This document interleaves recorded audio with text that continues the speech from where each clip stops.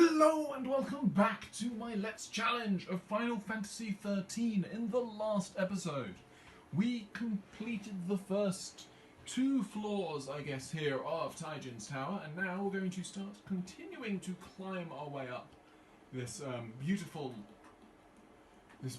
tower. Climb up the inside, hopefully avoiding some Dahaka action, and continuing to help the men here who are helping us actually take on Dahaka. You can see I used up some of my CP here. Saz got Eroga and Fundaga. Hope got Eroga and they got a level up on Ravager as well, roll level on Ravager, and Fang got a roll level on, or close to a roll level on Sap. So just sort of, some basic sort of simple stat building. And now what we can do is we can actually make our way through here. You can see an item is over here in the corner.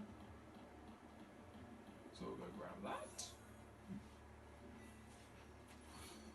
Let's get some spark plugs, some more sort of stuff for upgrading weapons. And then we can come in here to spot a group of pulse work. Pulse works. So we're just going to quickly Pulsework Guardians, I think they're actually called. We may well want.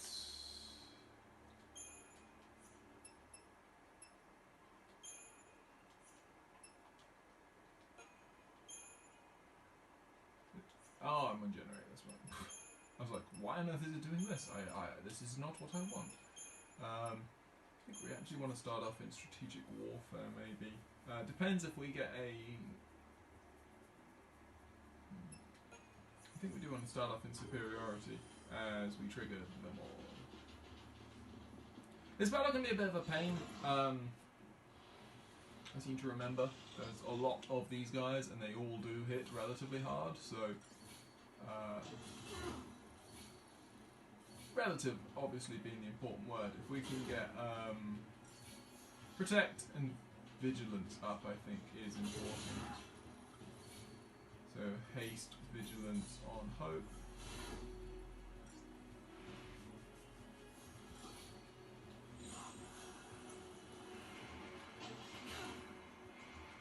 Start off with just smart one. We want to get one of these guys nice and staggered.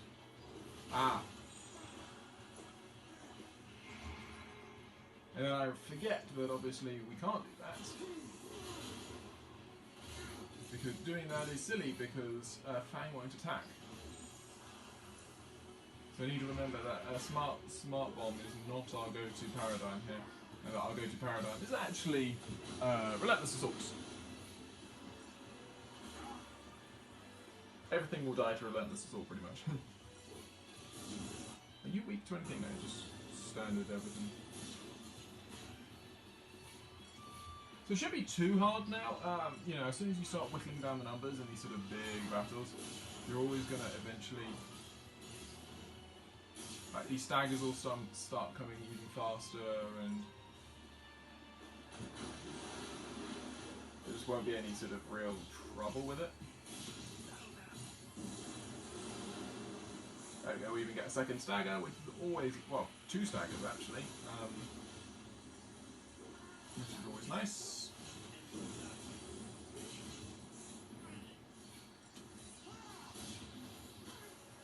Headspin's gonna hurt. It would have hurt, but for some reason we actually avoided it, which was really nice. So Headspin is sort of the Pulsework Gladiators version of, I think it's Pile Bunker, that was used by the guys in the Mahabharata Subterra. So similar sort of moves, largely based around, lots of... I think we actually saw maybe enemies in Chapter 10 maybe even do a similar sort of move. But yeah, it disrupts you generally and throws you up in the air and does a fair amount of damage, which can make them make it a bit of a pain. So you can see here what we're now doing is we're actually climbing up. Reason being is that we don't currently have access all the way down the tower. So we actually need to line up some more things on these higher levels in order to get the tower so that the elevator can take us up all the floors.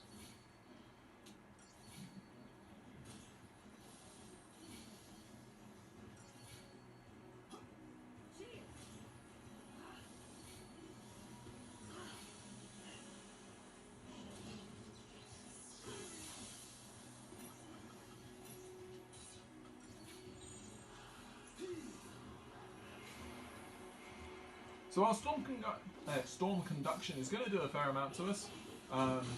We should be in a good enough position here with Fang immorted and braveried up, such that we can actually deal enough damage to this guy to properly take him out. And if not, we always have this to do the same thing.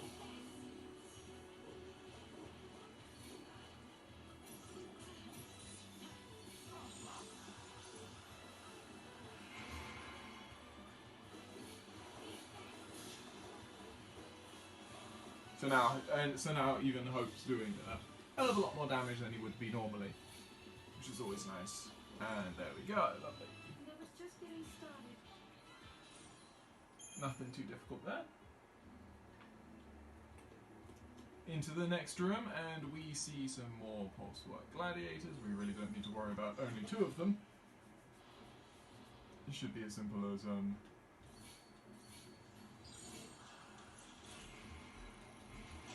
relentless assaulting our way through this.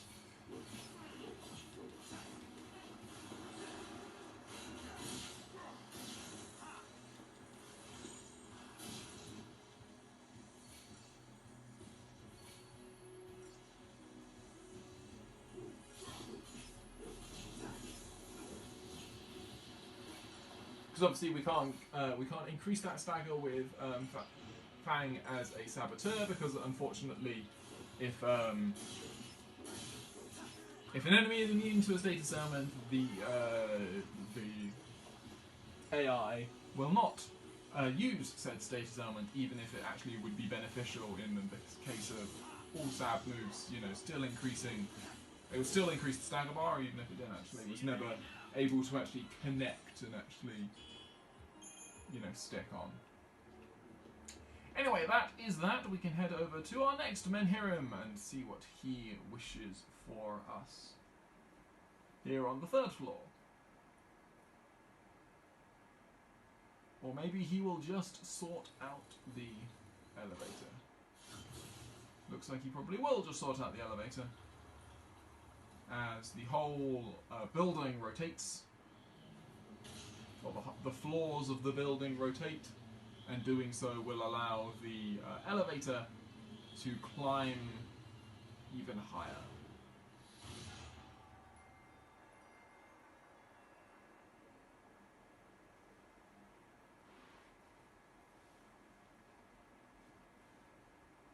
So I believe there are a total of 8 accessible floors, essentially.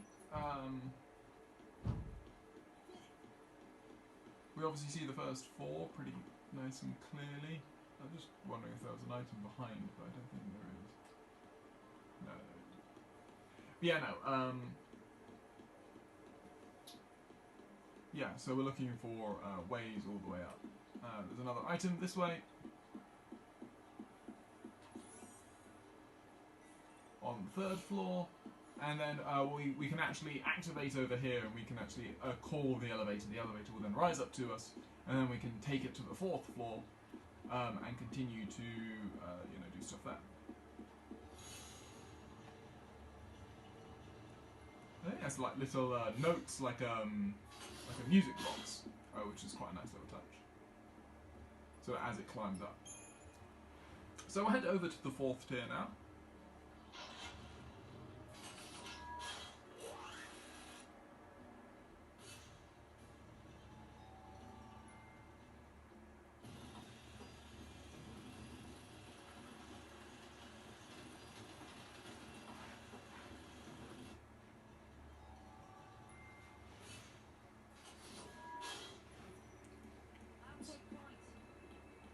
So Fang is going to take point and sort of charge ahead.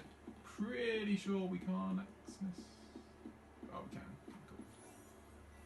So this is, I think, where we actually see our second area. So now what's going to happen is, so we have some more enemies, some new enemies, and a new elevator as well. So these guys, these are Yaksha, I believe.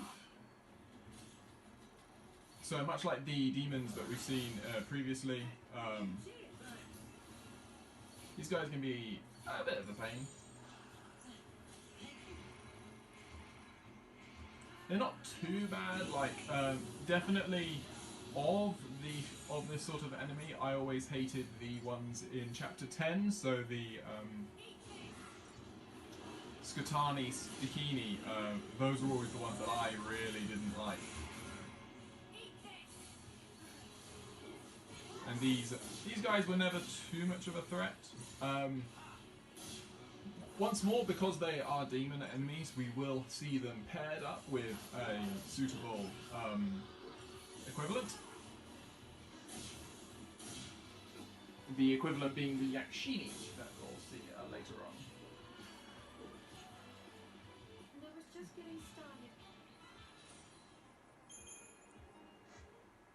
So, Yaksha are the name of a broad class of nature spirits who are usually benevolent and are caretakers of natural treasures hidden in the earth and tree roots. And they appear in Hindu and Jain and Buddhist mythology. So we can see here we can actually go from the 4th tier up to the 5th tier.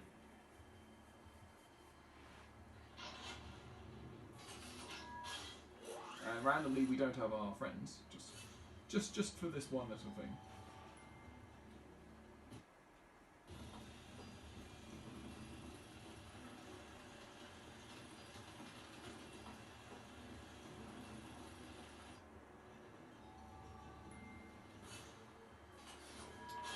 So there we go, we reached the top, and now I think we're going to meet the Yakshini, who are these guys. Much the same sort of idea as the Yaksha, and all the other demon type enemies that we've seen before. So essentially, the Enis, or I guess it would be the feminine sort of take, or the feminine sort of nomenclature. They're frailer, they put debuffs on you, and are ultimately far more annoying. And are far more the enemies that you need to be killing straight away, because deprotect is not something to mess around with, ever.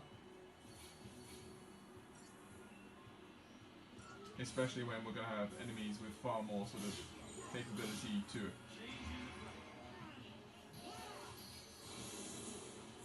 Can't remember what Catastrophic Dance does. It might be D-Shell. Thankfully, none of it connects, which is always great. So yeah, obviously these guys become far more interesting when they're paired with the Yaksha, who are bulkier and deal more damage. So the sort of, you have that choice as to which enemies you take on first. Generally, I've always said take out the Yakshini first, unless there are more Yakshini than Yaksha, and then you take out the Yaksha first.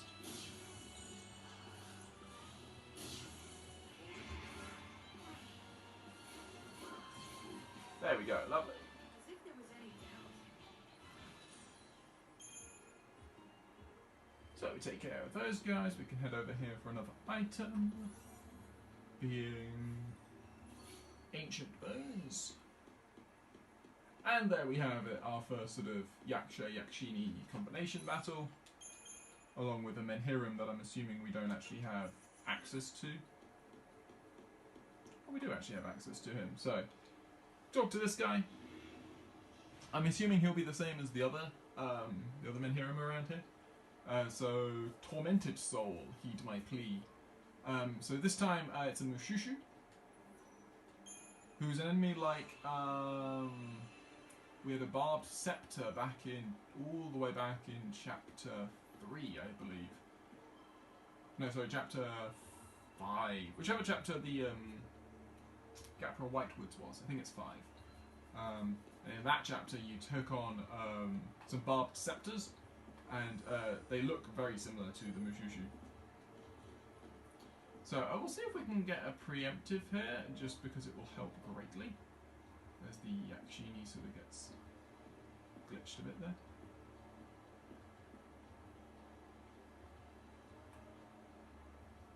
They're very creepy the way they sort of just hop around on one leg the entire time. Anyway. Good luck with the preemptive. Mushushu is annoying, but the Yakshini, I guess, are more dangerous, I would say. I'd rather get rid of them first, just because the chance of, you know, having lots and lots of...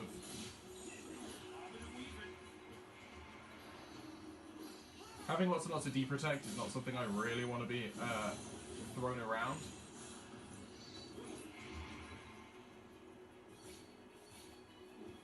So yeah, if you could remove those status elements, that would be great. I don't think these guys... Oh, they're weak to water again, so... bravery in water on Fang. We might want to start on something like Decimation.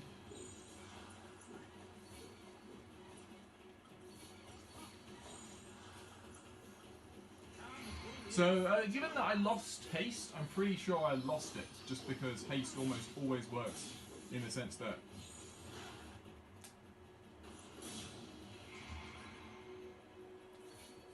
haste works almost always in the sense that it will always target you first and then everyone else. That implies to me that the catastrophic dance, or whichever the final dance was, is slow. So, and obviously being hit by slow has, you know, removed my haste essentially, and I had to reapply it.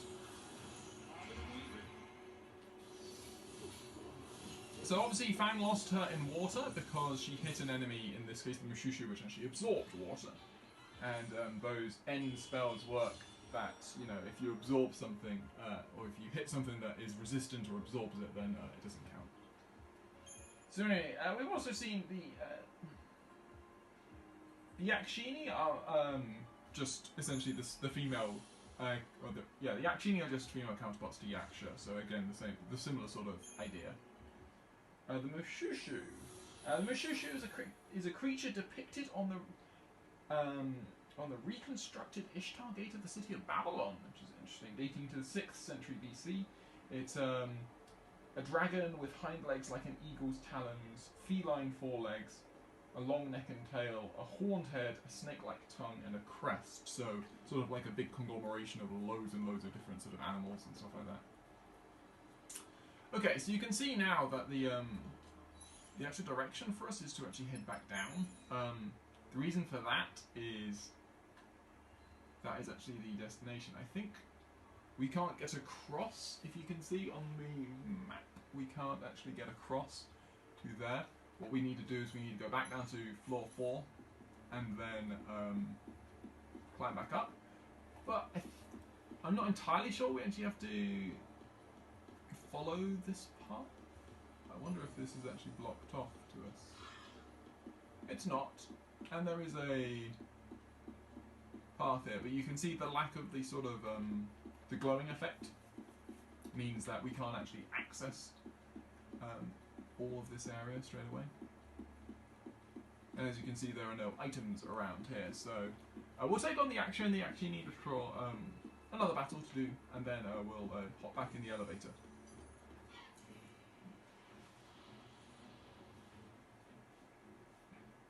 So again, Yakshini are the targets here because the Yakshini can deprotect us, as the Yaksha can do even worse and actually bravery themselves, so we can be sort of stuck in the example of worst, you know, 2 terrible scenarios. Thankfully, that did not connect, which is always nice.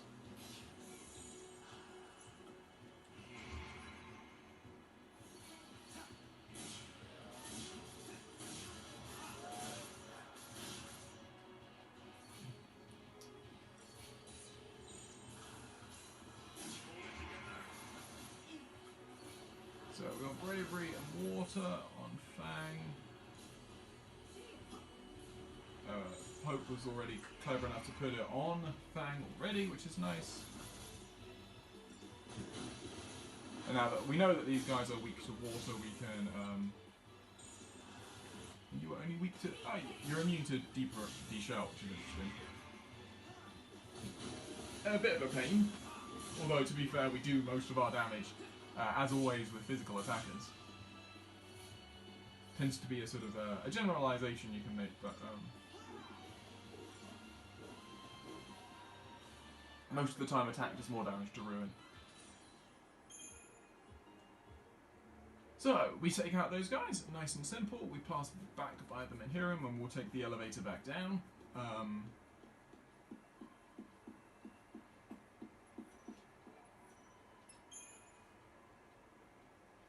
And then what we want to do is we want to essentially go round the 4th floor, find a way up to the 5th floor that doesn't involve an elevator. And doing so will then give us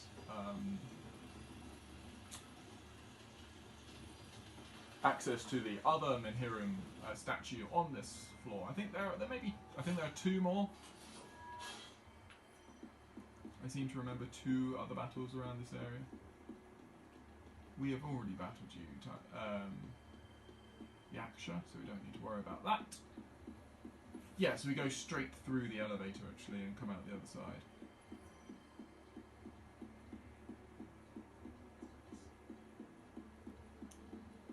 Another item there. Being a Gale Ring, and now we can head into here. And actually, no, there's just a second set of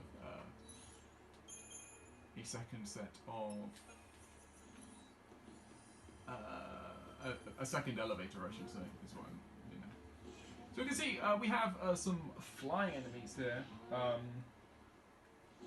Eventually they'll be able to make contact with me. There we go.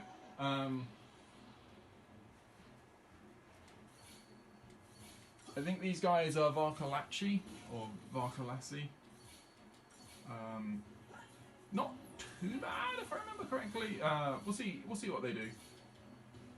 I'm not fearing them too much.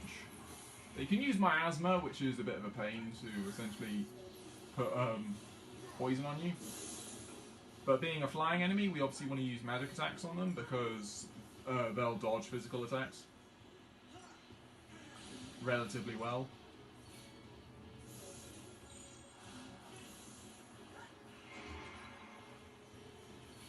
Yeah, they're more trouble when they come in packs. They occasionally will, they'll arrive with a lot more sort of targets and stuff like that. Their name, so a Varkalak, is a werewolf in Romanian mythology. So that's where the sort of the etymology there comes from. It means nothing compared to a flying sort of bird-like thing, but I guess they have so many names. You have so many sort of sources you could probably take inspiration from in terms of the mythos and stuff like that. And yeah.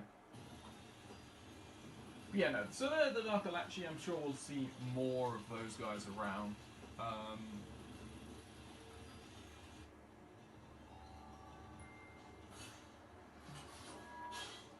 Okay, so 6th tier of Taijin's Tower, and our last 2 Menhiram, and we have our first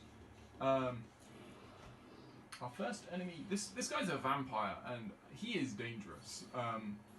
Vampires are really annoying. They have the capacity to cast insta-death, if I remember correctly.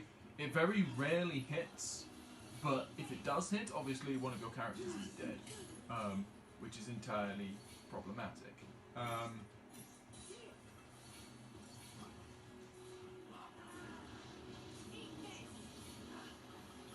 So, we can apply a variety of different end spells on our guys. Because vampires, much like the Taxims that we saw around Geyseric back on the Archil Steppe, they are weak to every single element.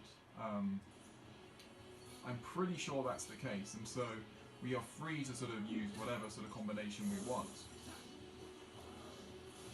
Now, I should have used something other than ice on Saz, obviously, because something other than ice would be far more useful. As you can see, Fang is not attacking. She's obviously put all of the debuffs she can on this guy. Which is a little disappointing.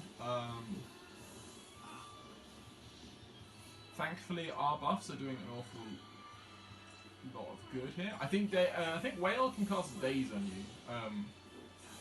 Essentially, the problem with the vampires is not when they're alone. There's a few battles where you fight 3 of them at a time, and those can be an absolute nightmare just because they're big, they're bulky, they take a load of hits. Even if you pound their weaknesses, they're taking lots of hits. They take a fair while to stagger. There's all sorts of stuff. So we have Enlightened Soul as our name here, and it's a Vitala, and Vitala are really, really annoying enemies. These guys have shields that you need to break before you can do damage to them, and it means that they are a right pain to deal with most of the time. As we'll see this Barkalachi, a single Barkalachi try to take us on, which will not go well for him, I'm sure.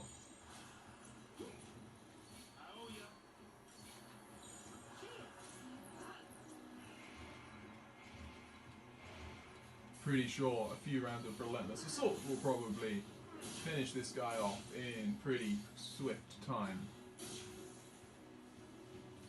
I mean, it seems like maybe they don't dodge, because otherwise Fang certainly shouldn't be like using physical attacks. But there we go, nice and simple. Obviously we could have done that faster if we'd been in Relentless Assault from the start. So the Vitala looks like it's going to be in this room here.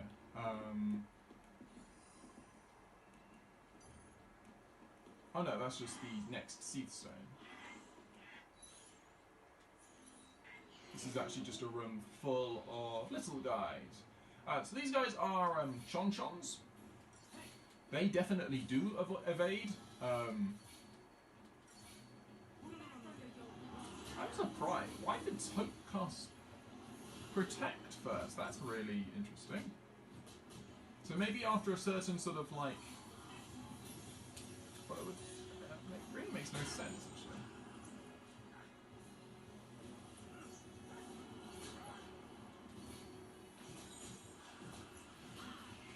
So you can see that these guys, they like casting Pain, and they like casting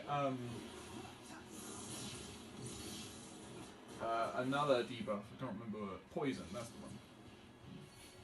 We can cover that off with Veil quite nicely. Other than that, they're really just more annoyances rather than anything else. They don't do too much. They usually come in very large packs.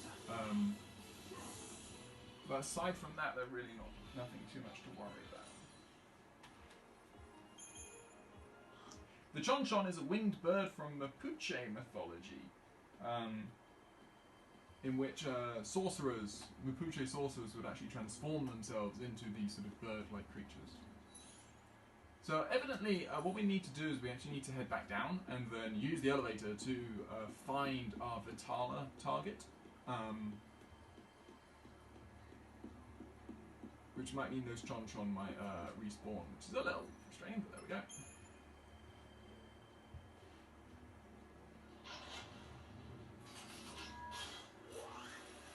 The Chonchons would actually be used as a symbol of bad luck, seeing as the sorcerers that would be using these, or that would transform themselves into these bird-like creatures, would evidently not be particularly friendly. So, if we check our map, we can see that the Vitala is not on this floor either, so we've actually got to head over to the 5th floor and do that. I'm sure that the Vitala is our next one. So anyway, we will haste and faith up hope. Just because it makes by far the most sense. And then these guys will go down really rapid.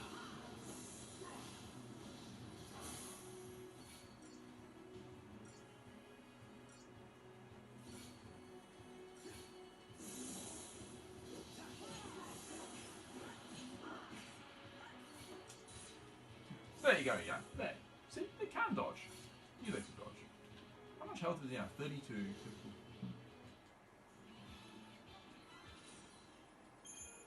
So yeah, we'll probably want to try and dodge more of those guys as we go through this. I think the second, the last one of this area, the last one of 6 at least, is stays on 6. It's like in the room with, it's like in one of the neighbouring rooms. At least I hope it is. One can only hope. Because we have a lot of sort of fast enemies that want to drag you into battle.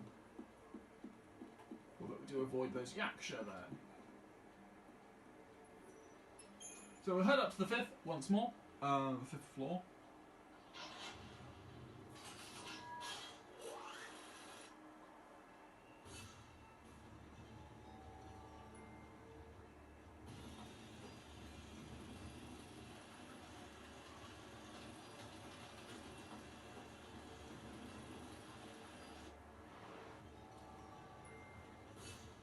So we come to the 5th floor. I'm hoping that it's somewhere on here. It is. But we don't know how to activate it because we haven't yet activated the door. So, can we go around the other way? I thought that was blocked off.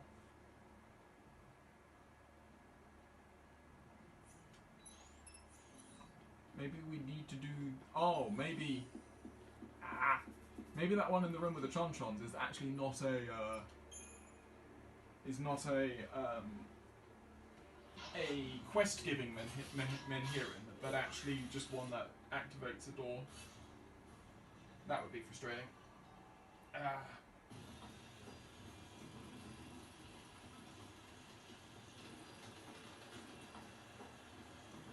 Just because it might not have the same symbol as the other ones. So that's frustrating. Just because we haven't sort of, you know, otherwise we haven't seen the steps that actually lead to the to that Vitala yet. And if not, then we'll just take on the quest given by that particular Menhirin, because maybe we need to do that one first.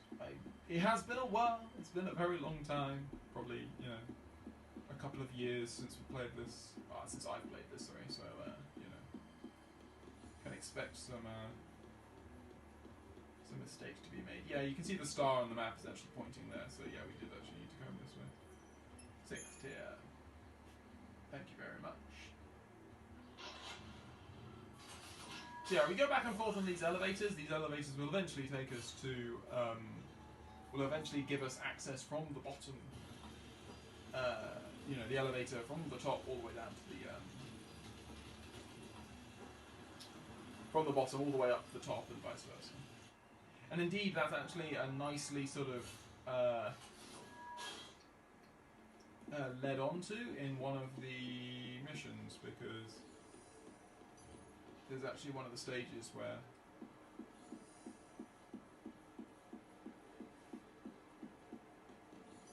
I think one of the mark missions is actually triggered if you come down from the top of the elevator all the way down to the bottom. Whether we do that mark mission is another question, because that one is really tough. At our level, I think it's our first A rank mission, and if we wanted to continue with the order, you know, do them in numerical order, which we've been doing rather well so far, then we do it. But I'm not entirely sure it's sensible to do it.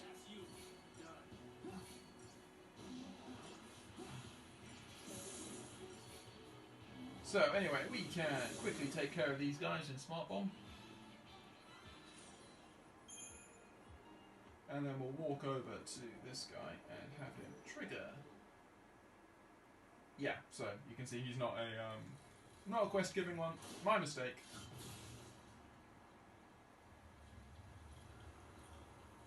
Everything spins around, which probably gives us access to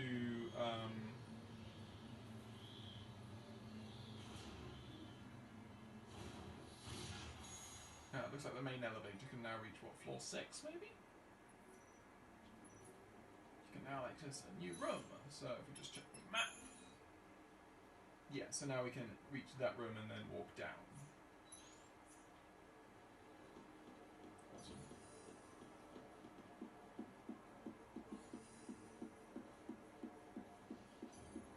this lone Varkalachi that just sort of patrols the halls. So we do want to head in there. Just wondering whether we can get to the other room on the other side. We see another vampire. We'll avoid him for now. I'm pretty sure we may well have to come back down as we get an unsetting sun, which is a weapon for snow. And then as we head down here, there is our Vitala in this room. Yeah. So this guy, I believe you cannot preemptive him. He has a magic shield that he will essentially make him impervious to virtually everything that you want to throw at him. This inertial barrier of annoyance. He can use multicast, which will hit you for a lot, like use a bunch of different magic spells.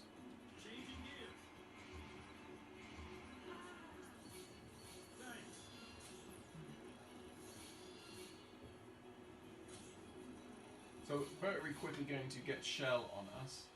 As you can see, he is immune to physical attacks and only resistant to magic attacks. So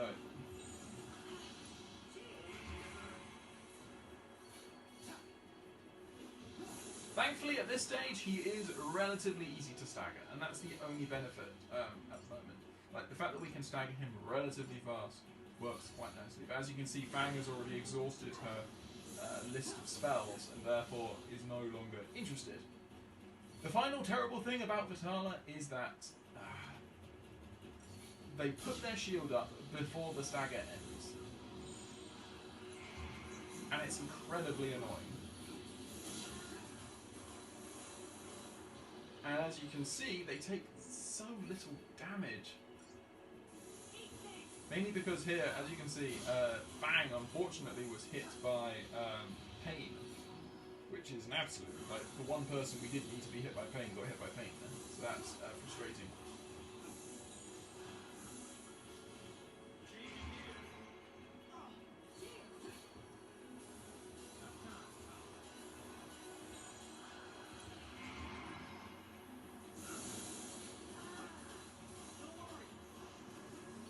We're going to keep buffing up. It only makes sense to keep buffing up, but you can tell that this battle is going to be a long and tough one. It may well be that we want to take Vanille into this battle. Reasons that we might want to do that, for example, would be that this guy is susceptible to Imperil. If he was susceptible to Imperil, then that would really greatly increase the amount of damage we could do whilst his shield is up. But usually battles with these guys take multiple staggers, with 2-3 staggers, so this is not uncommon.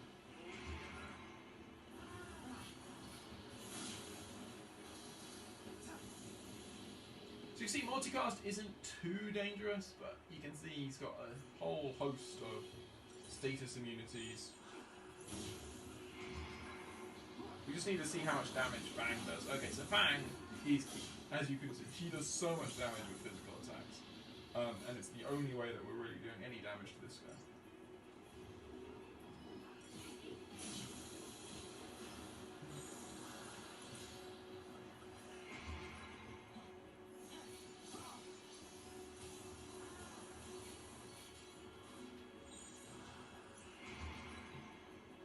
So we should be able to whittle this guy's health down even through the barrier, because he's still staggered and so still taking a significant amount of damage. We have 2,000 damage left to do. Or in this case, 1,500, so...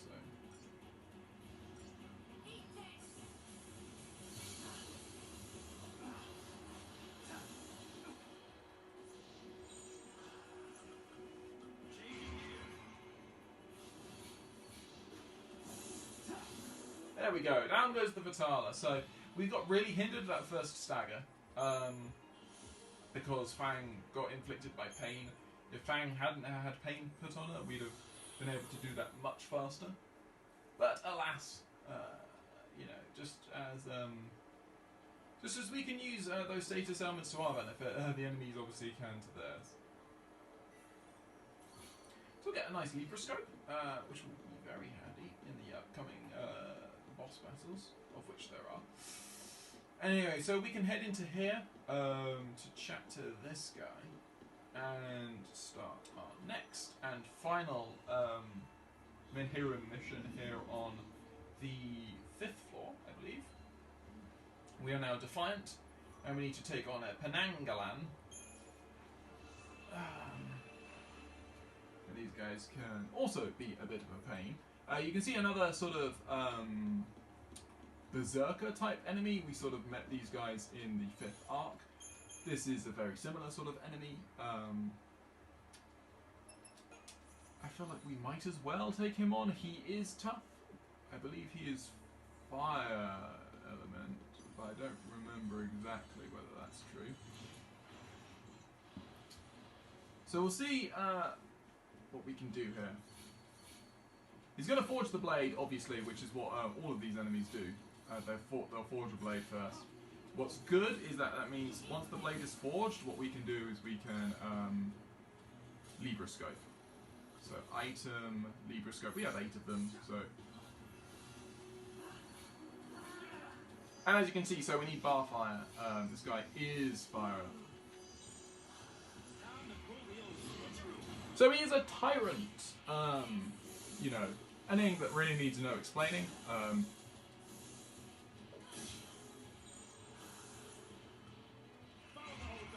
So you always need to be careful with these guys. The blades, the Centurion blades of all Berserker and enemies like that, they are a pain. They do a lot of damage very fast. As you can see, that's through my Sentinel, which is rather scary. They do a lot of damage. Yeah, they do a lot of damage quickly, and they cannot be provoked by a Sentinel. So just because you have a Sentinel out doesn't mean you can protect your team from their devastating attacks.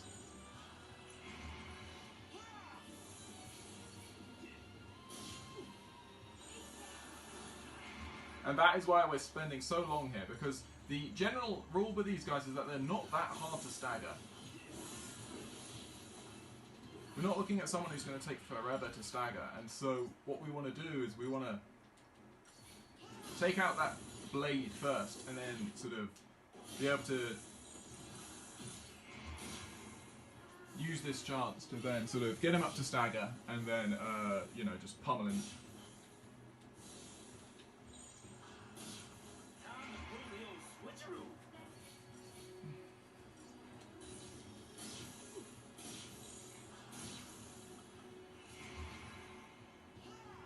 All we really wanted there was I wanted Thunder on Fang, because sorry, End Thunder on Fang, I should say, not Thunder.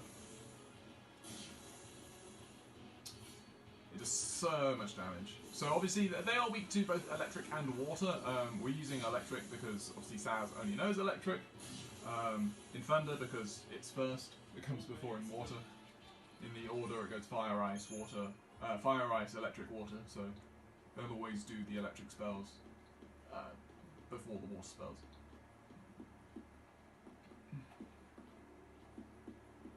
So we have a second Menhiram round here who we can chat to, but I think we're going to get another bit of Dahaka action here.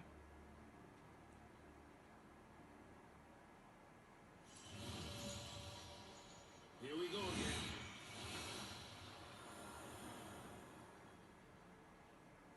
He's a hobby. Let's get out of here.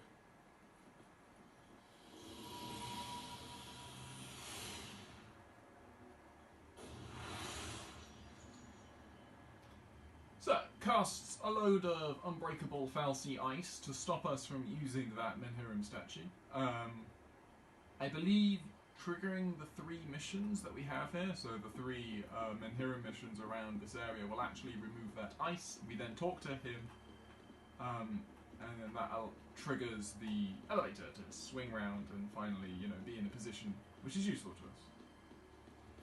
So you can see when the Vitala isn't around, this room is filled with Pulsework champions once more.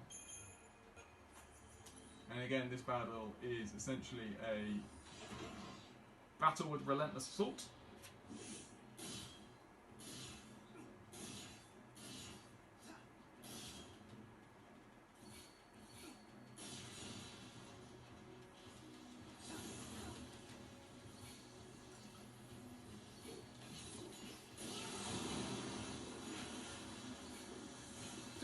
almost all of the, well, I think we have all of these guys now staggered, which is pretty cool.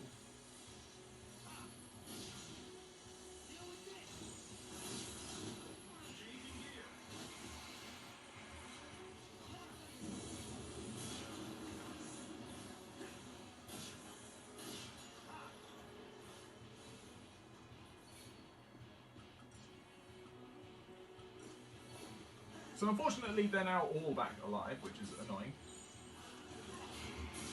And Fang could not get away any of her status.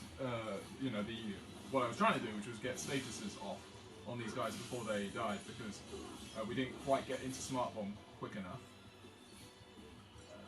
You gonna die faster.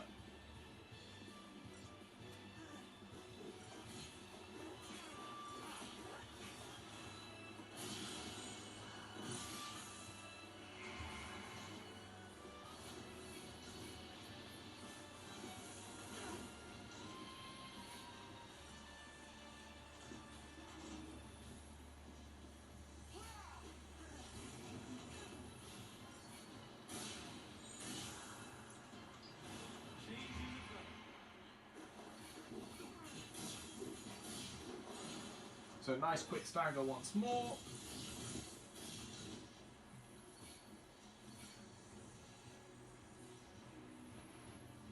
A little disappointed we couldn't make the most of the preemptive, but we'll be able to easily win the battle. We'll quickly go to this to stagger, and then Fang will be able to just devastate, because she'll obviously have spent a few turns not attacking. So there we go, we clear out the pulse work champions there. Now we can head up. So just so we have it clear, the Vitala. Vitala is a vampiric being from Hindu mythology. They're essentially spirits who possess corpses. Nice and pleasant as always. We do have the vampire battle in here, which we can actually do now if we were so to choose. Check the map. As you can see, Penangalan is actually just over in 2 Observer.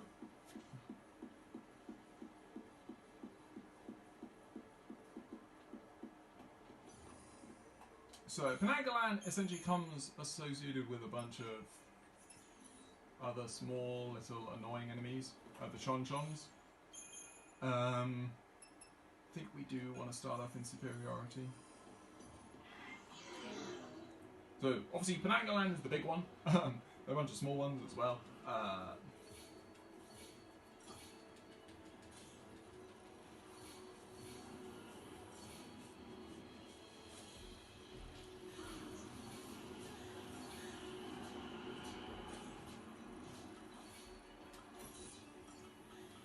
So we want to put faith on our guys, as always. Faith, very important here.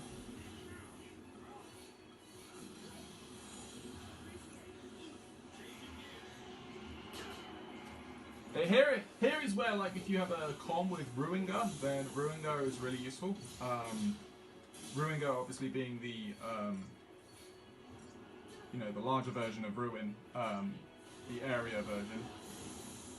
So you can tell we do need to be just a little aware.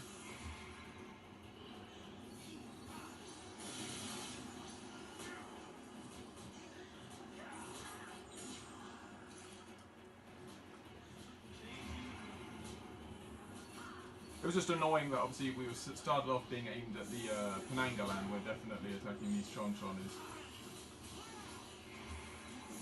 the way forwards.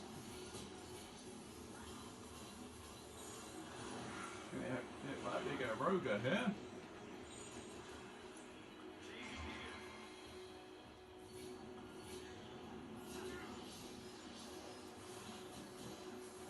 Come on, Hope. Come on. Need some help here, Hope. Thank you. Whew. A little worried there. Nice. There's the Chonchon down.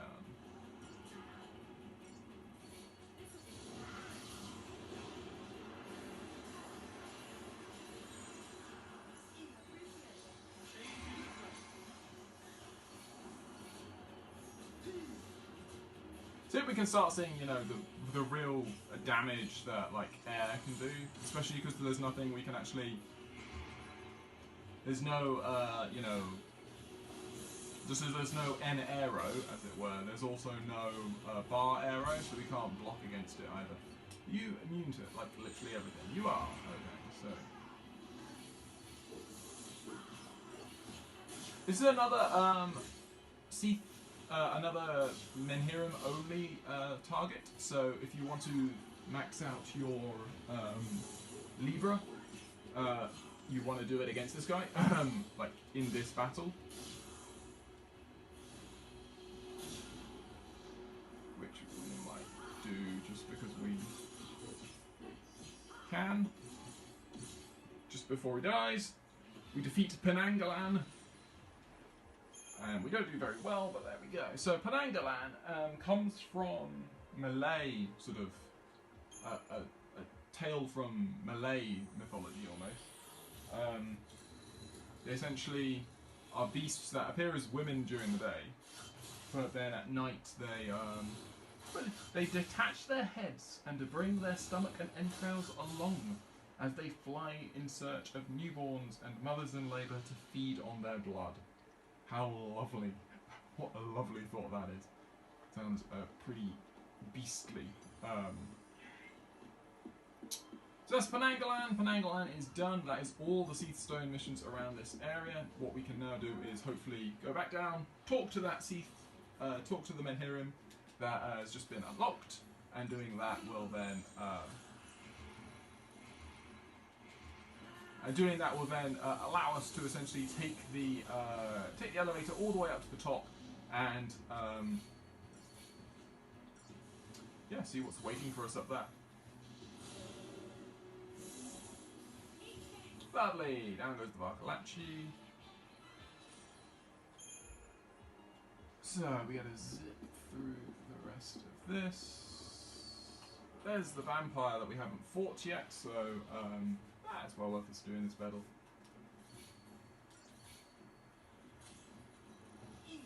We can let Hope set up all of the defensive ones, as well as I'll do all the offensive ones.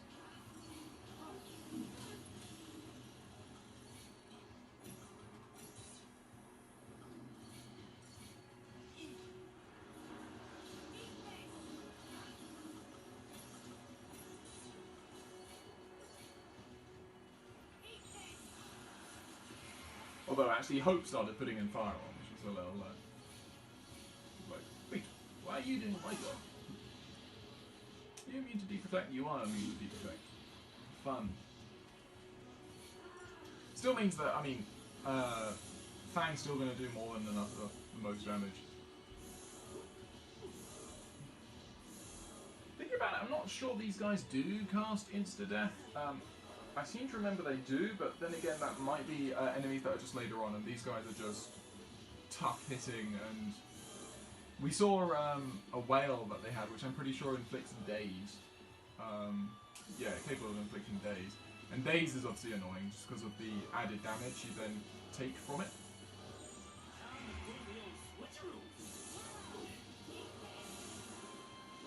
But yeah, no, on themselves, these vampires are not too bad at the moment. Lovely.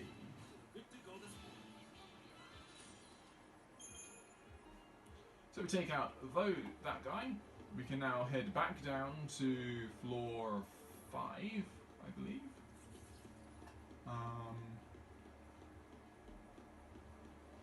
And once more, all of these pulse work Centurions will have respawned. As it seems, the enemies respawn as we change floors. We'll avoid them for the moment, but there's no point in, doing these battles again. We don't need to do the Tyrant's battle again. But what we can do is we can shuffle around here. There's nothing there. What we do now have is access to this guy via a small cutscene, and then we'll be able to finish off this episode. It's been a long episode, but a really worthwhile episode, actually. We've done a lot.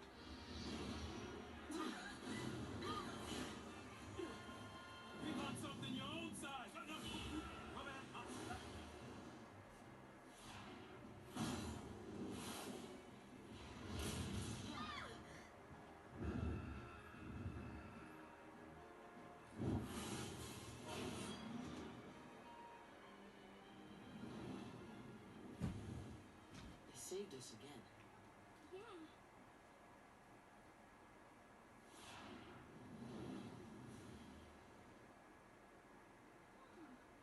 You want to help us?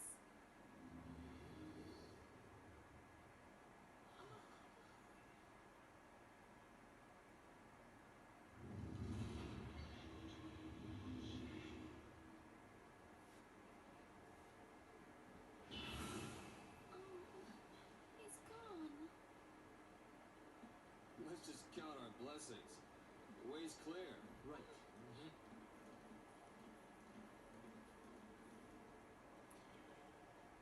So onwards we go. We'll clear this out, and then we'll stop this episode once we've hit this one, aligned the room such that we can reach the top. I'm pretty sure this is how we reach the top, and then but we certainly won't go up to the top yet because there is a boss battle. They have not been teasing us with Dahaka the entire time up this tower for us not to have a battle with him. We'll have a big boss battle against Dahaka at the start of the next episode. And then we may well also have a really difficult Seath Stone mission after that, from the top of the tower. That's going to be interesting, whether I choose to do that one, because that is not easy.